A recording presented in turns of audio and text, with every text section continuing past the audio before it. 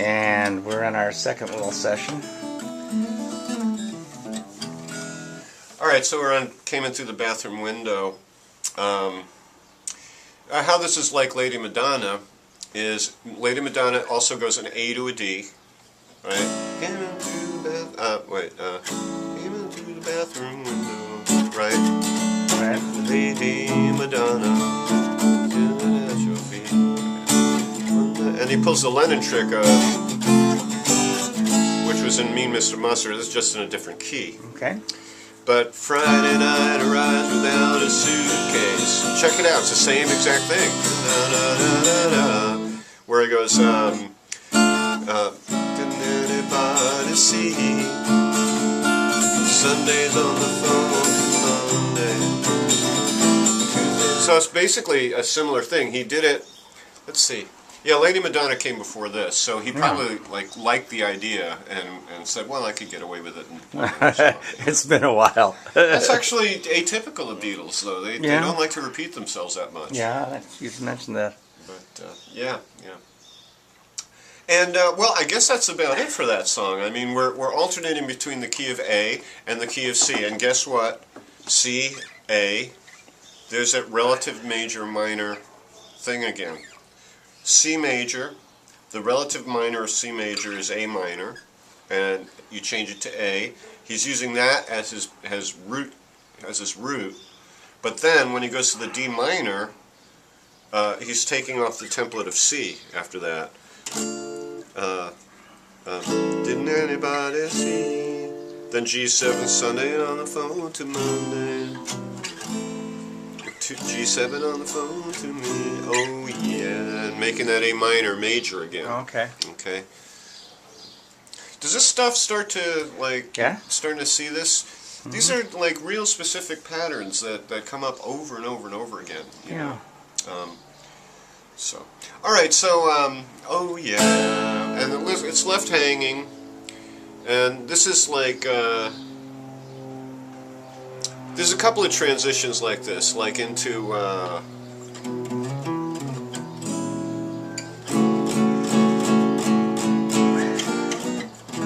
what's Sun King, right? Okay. Where they just kind of, what's the song before Sun King? I forget what it is, but they hang the chord, and then all of a sudden the first chords come in for the song. So it's I won't say it's a cheap way to get from one song to another, but obviously they couldn't think of a way to transition into that. Similar with this. You know, we have the handy situation where we have an A root. So when we go, the chord hangs and it goes into, I'm sorry, once there was a way,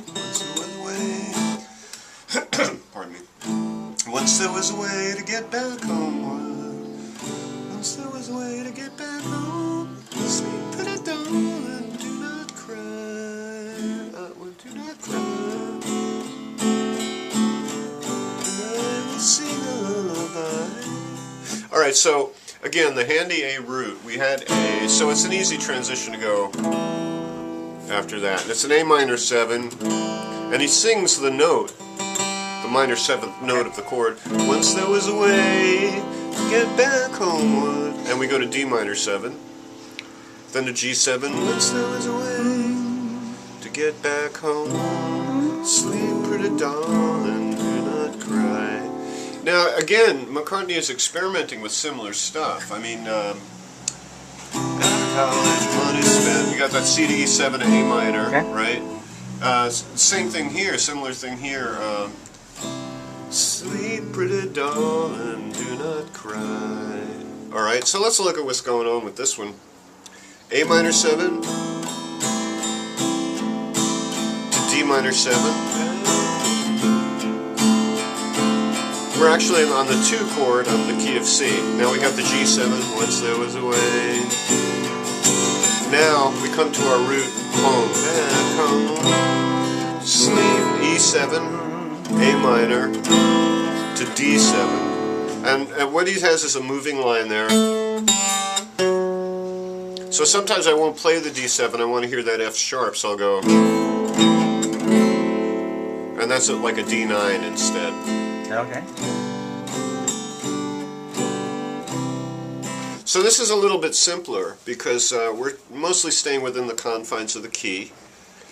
And the melody is kind of echoing an awful lot of... Get back home. Well, just he's, instead of hitting the root on his melody or the third or the fifth, he's singing the minor seventh, which is not as common. Okay. To D minor 7, to G7, C, E7, A minor 7, D7, to G, which is acting as the 5, to C. Okay. Alright, very simple. The only surprise chord is the secondary dominant of A minor, and some theorists would say we're temporarily going to the so-called key of A minor. Okay. But there is no such thing, so... And if people out there don't understand why I'm saying that, you'll have to look at some of my older stuff. Wikipedia that there. All right, so then he golden slumbers fill your eyes. Will the rain exploding with a mighty crash? All right, he influences himself. What's the C? It's C. Yeah. I like to put the fifth in the top of the C chord. The reason why is when you put the third in the bottom, it creates more harmonic. What I mean by harmonic, I mean the harmonics, the actual harmonics that are bouncing off of these notes. It creates more harmonic dissonance because the third is low. All right. And when you have a low third, it creates more rich harmonics, which have more potential to hit against the other harmonics of the other notes of the chord. That's just acoustical science. So as opposed to this... instead of that fretboard train wreck, I like that. It gives it a rounder sound. And I do the same with the F major 7, which could be played like this, with the A in the bass, which is the third, but I put the fifth in. And I've got my handy thumb here to get the root. F minor 7 right there. No, F major 7. Or F major 7. Yeah, it's an F major chord, but you leave the E open, the E string open. So, golden slumbers fill your eyes. I'll rock you when you rise. Sleep, pretty darling, do not cry. So we come back to that theme. And I will sing a lullaby. Then he goes back to the verse. Once there was a way to get back homeward.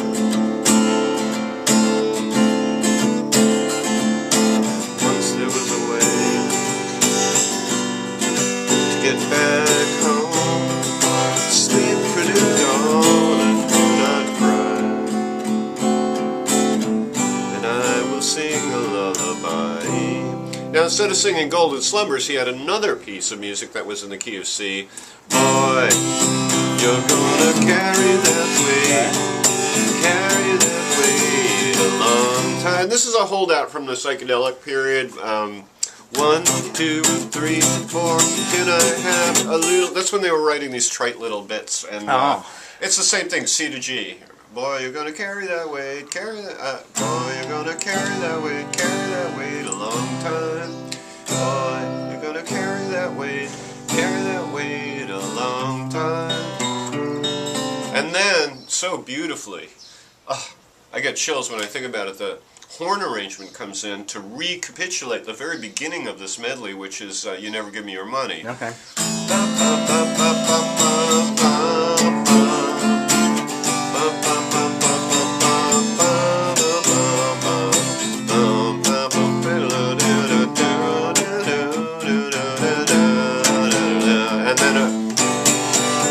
Back to boy, you're gonna carry that weight a long time. Boy, you're gonna carry that weight. And once again, a recapitulation of the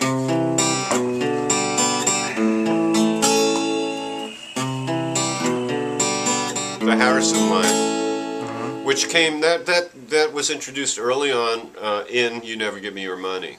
All right, but here, let's see how we're doing on time. Wow, we're really. You got here at 10:30. We're really rocking like, here. We could probably finish the album off like a little before. Yeah.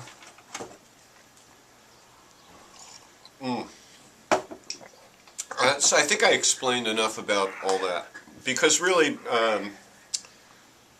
Golden Slumbers just C to F, major 7, and Carry That Weight as a C to G. Okay. Now they get to this kind of changed everything in music. This moment coming up, this is what created the progressive rock bands. This whole trip that they did on Abbey Road. We go into so C. What this is actually a G chord. Okay. It's just a piece of, and then to A.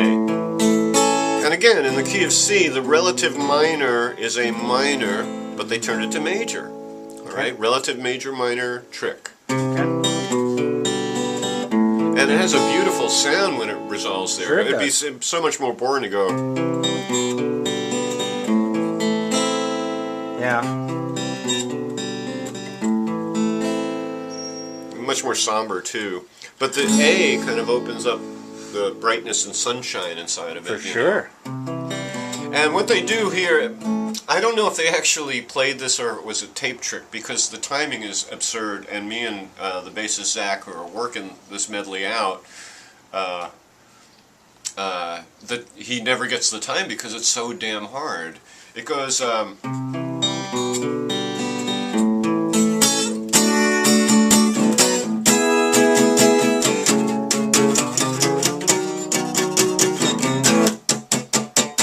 And then Ringo's drum solo. Okay. So, wow, that's a lot of cool stuff, though. So,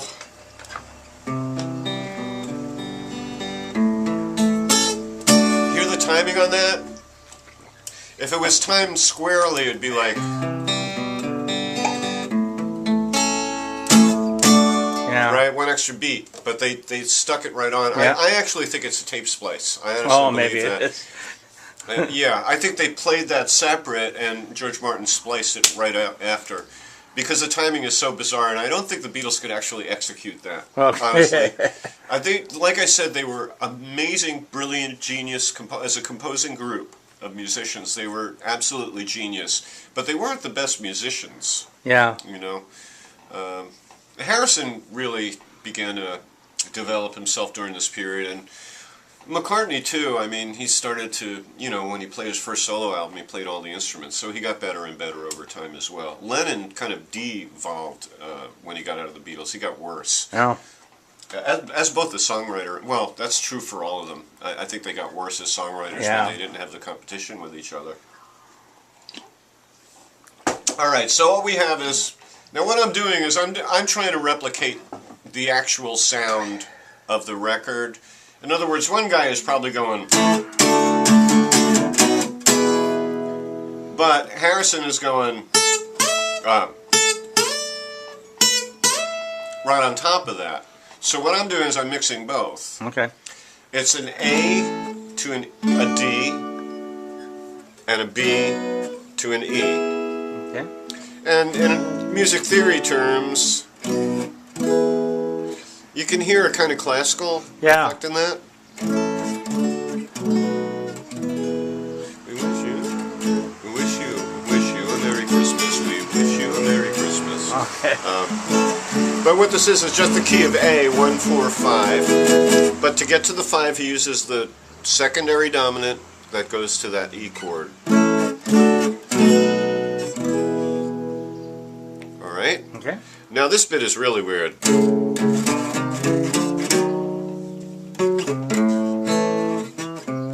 Yeah, that's it.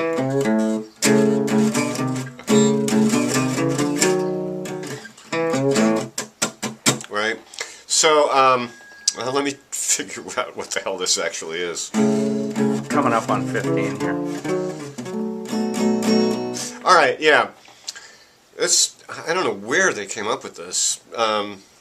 we're hitting like the root and third of an A major chord, Okay. and we're hitting it twice, and then we're going up in minor thirds chromatically. Yeah, it's gonna